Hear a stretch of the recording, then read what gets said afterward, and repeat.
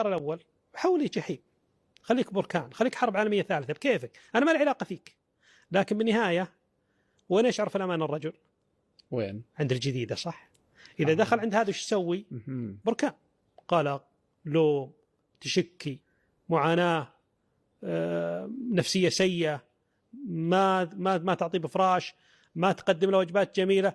لما يروح للثاني وش يسوي؟ تقول هلا عند الجنة، تفتح له أبواب الجنة كانوا داخل الجنة. تجيك الأولى الحين بتقول والله وش بيسوي هو بالنهاية؟ بعد التكرار حيتخذ قرار ربما يعني ينهي العلاقة له اللي بناها كم 25 سنة. طيب اللي بنيته المشروع هذا تهدمينه بلحظة؟ هذا غباء. شوف هذا غباء بعض النساء، هذا نوع من الغباء. لكن قلت إذا كنت ذكية خلاص، هو وقع، هو اختار وانتهى خلاص. أنا الآن اختار ووقع وتزوج وصار هذا واقع عندك. تقول لي يا هلا